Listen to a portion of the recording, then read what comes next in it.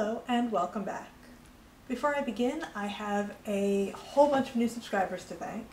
So Jack1428, Balance of Beauty, New Rule Farah, Dutch Nikki, Baby Streaks, YSK Richard, Amy Nicole, Absites Regel, Peace Lives, Lizzie Kate Fan, Anna Cleo, RNEUV, Katie Mart 83, and Miss Samantis. Thank you all so much for subscribing. I really appreciate it. And now on with the haul. First of all, my apologies for taking so long to post a new haul, but as you can probably see, had a little bit of change of decor. I have moved, so that's my excuse. Moving is a huge deal for those of you who haven't done it.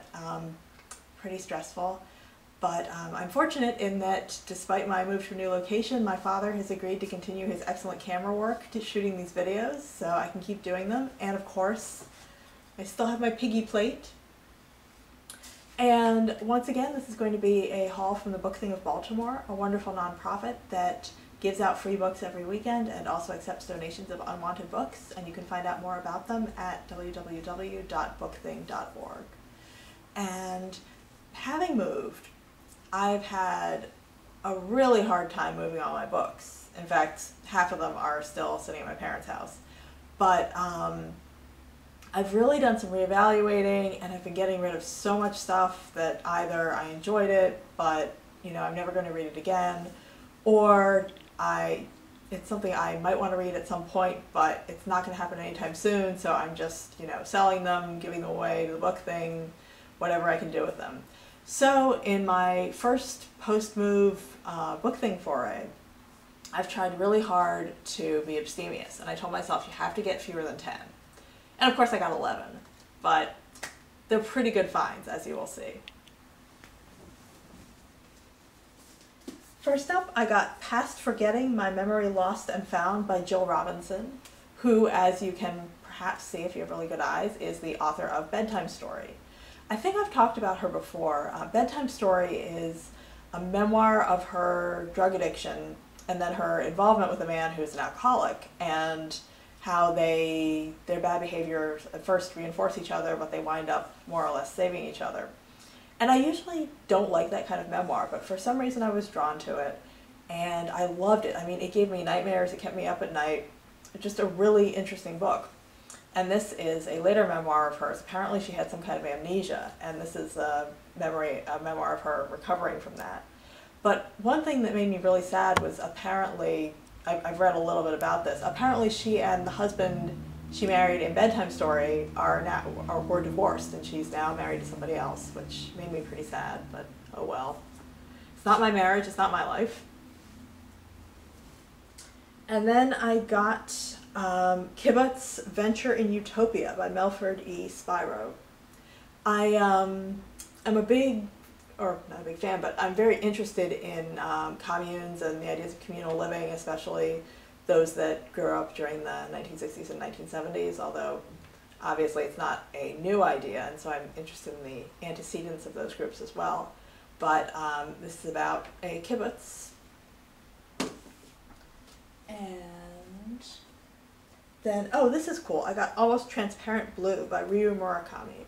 And now, he is not to be confused with Haruki Murakami, who wrote such classics as The Wind-Up Bird Chronicle, A Wild Sheep Chase, Norwegian Wood. I haven't read any of those either, unfortunately. But Ryu Murakami is much, well, I haven't read any of the other Murakami, so I can't judge, but I think just by reputation, he's a lot sort of darker and edgier and a little bit sick. I read his novel Audition, which I really, really liked. It's, I think, better known by the film of its film adaptation, which I did not see because from what I've heard about it, it's just extremely gruesome, and I don't really like that kind of movie necessarily. But the novel was really good, so I'm looking forward to reading more of his work. And then I got The Tears of Autumn, a novel by Charles McCary. This is supposedly a really, really great espionage novel. And I got another cool Japanese novel, Diary of a Mad Old Man by Junichiro Tanizaki. The other Tanizaki novel I read was Some Prefer Nettles, which I thought was just great. really just interesting dissection of a troubled marriage. And I have not read anything else of his, but all his novels sound really intriguing. And then I got this exciting thing. This is Broad Players by Charlie Avery Harris. The inside story of young girls sold into slave market sex under the power of greedy, sadistic pimps. Now, why did I get this, might you ask? I got this because it is published by Holloway House, which was one of the first publishers of what's now known as street lit or urban fiction.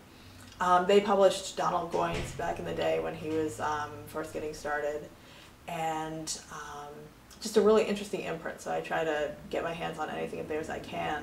Although I've rarely found anything of theirs at the book thing. I think their books are probably somewhat valuable at this point, so people who want to get rid of them are probably selling them rather than donating them.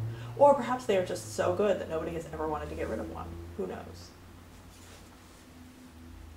And then I got Cancer Ward by Alexander Solzhenitsyn.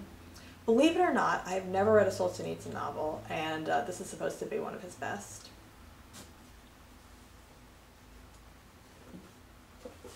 And then I got A River Sutra, a novel by Gita Mehta. This is just one of those books I've heard about and that I thought sounded really interesting. And I got Mondo et autres histoires by J.M. Leclésio. Leclésio won the Nobel Prize quite a while ago, or not quite a while ago, but a few years ago.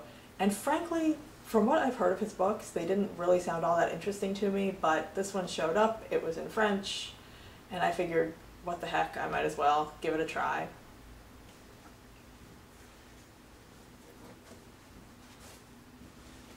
And then I got Les Amours de well, I would pronounce it Psyche, but in French I guess maybe it's Psyche, by Jean de La Fontaine.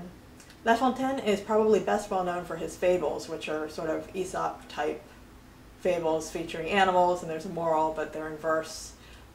This, I've actually never heard of this. This is some other work of his. Doesn't appear to be in verse, but I guess I better check it out and find out what it is.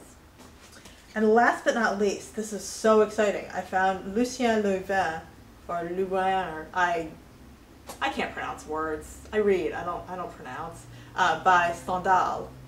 And I love Stendhal's Le Rouge et le Noir. I have not yet read La Chartreuse de Parme, which also sounds really, really good. But this one just seems to be a little more, it's acclaimed, but it seems to just be a little harder to find and more obscure, so I was really excited to find this.